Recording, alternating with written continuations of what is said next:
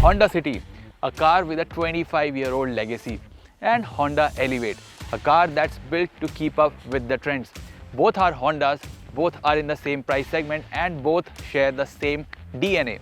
But they all appeal to a different set of buyers. So which car appeals to what kind of buyer? Let's tell you in this video. But before we move on, make sure you've hit that subscribe button and that little bell icon. You'd be right in thinking that Honda might charge a premium for the Elevate since it's an SUV, but that's not the case, as it's the more affordable car than the City almost across all variants. Size-wise, except length, the Elevate is a bigger car than the City. But standalone, it's the City that looks like a bigger car. In terms of looks, I personally like the Honda City's looks better because I am slightly biased towards sedan designs, and it looks a little more bigger than it actually is, and there's sporty elements all around the car, especially when you see it from the rear. Then Honda Elevate, it looks like a typical Honda SUV. It's got that big imposing grille in front, and overall it's a handsome car, but the silhouette doesn't actually look like a big SUV but like a hatchback. Which one do you prefer? Let us know in the comments. The Elevate has 17-inch wheels in wider tires, while the City has 16 inches in 185 section tires. And being an SUV, the ground clearance in the Elevate is not just better than the City, but than its several segment rivals like the Seltos and the C3 Aircross. The Honda City has a better boot capacity of 506 liters, but the loading lip is slightly on the higher side. The Honda Elevate, the loading lip is on the lower side, but the boot capacity is also on the lower side. That's 458 liters of boot space, but the boot floor quality, that's much better than the Honda City. And then you also have the practicality of folding the rear seats in 60-40 ratio.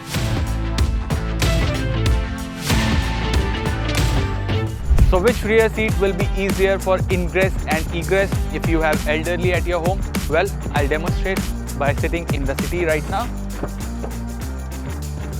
The door opens decently wide, but you do have to drop down to get into this cabin. But the cabin is quite comfortable. Now let's move on to the Honda Elevate. The door opening is similar to the City, and you don't have to drop down as much as you would have in the City, and it's actually friendly and you can walk into that cabin. So the ingress in the Honda City is slightly easier, and you also get better space here because the car is wider. It will be easier to accommodate 3 passengers on this rear bench. Apart from that, because it's higher, so you get better headroom. There's ample amount of headroom, and even 6 foot plus passengers will be very comfortable here. Under thigh support is slightly better. Wheelbase is also better, so you can get decent knee room here. And apart from that, the rear seats, they have adjustable headrest for 2 passengers. Unfortunately, there is no headrest for the center passenger. You get 3 headrests in the Honda City. Apart from that, all the features are common here. You get this foldable armrest with 2 cup holders. There's storage space here. Then there's a phone holder here. There's a rear AC vent and a 12-volt socket here. Door pocket sizes are sort of similar in both the cars. But what's the difference in the features front?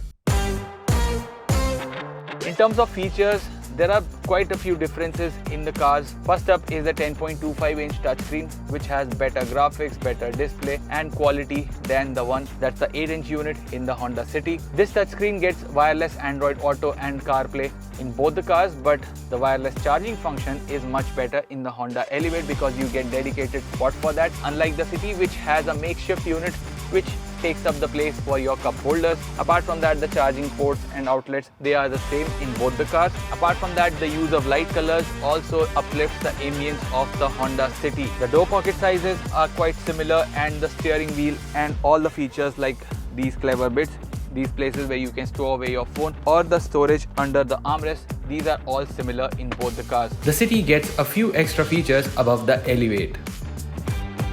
For safety, almost all the features are common among the 2 cars, but 4 airbags are standard in the City, while the Elevate has 2 airbags in the base variant. The City has a 4-star rating from the global NCAP, while the Elevate hasn't been tested yet. However, we expect a similar rating for the SUV. But how different are they on the move? Let's go on a drive.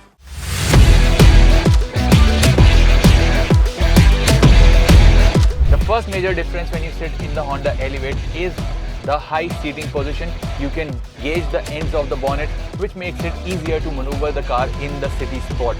Both the cars have the same engine options, a 1.5-litre petrol engine option and a manual. Along with the CVT, we have both the manual variants of the cars. And while driving, despite this being a heavier car, it's around 100 to 150 kgs heavier, it doesn't really bog down in terms of performance. The Elevate has a shorter gearing, so you don't actually feel that extra weight when you are trying to accelerate or when you're down with a full house of occupants in the car. However, you will feel the difference in performance when you are trying to overtake. It will be slightly slower in the Honda Elevate if you have a full house of occupants. The 0 to 100 kmph for the sedan is slightly less. The City took 9.92 seconds while the Elevate took 10.58 seconds. The Honda City has a better ride quality in the city at slower speeds because it's a sedan. But when it comes to bad road ability, it's the Honda Elevate that shines.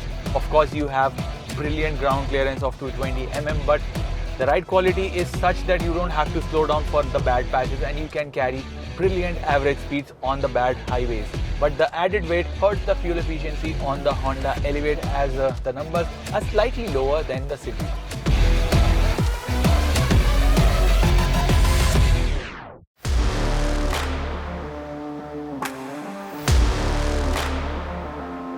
Entering the Honda City's cabin, you'll realize that this is a slightly sporty driving position when compared to the Honda Elevate. And when it comes to gauging the ends of this bonnet, you really have to rely on your estimations because you can't really see anything.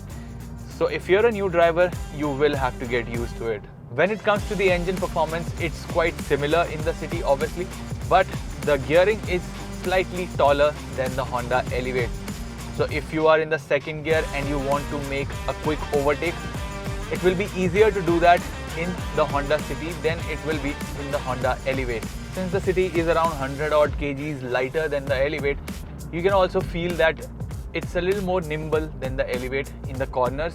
Of course, it's a low-slung sedan, so that also helps. So you will enjoy this car more when you're going around bends or in the corners or on a ghat section. The Honda City's low-speed ride quality is quite brilliant. It can flatten out all these bumps when you're in the city, but on the bad roads, it's not as indestructible as the Honda Elevate feels. When it comes to fuel efficiency, the lighter weight also helps the Honda City, and the claimed fuel efficiency figures are much better than the Honda Elevate.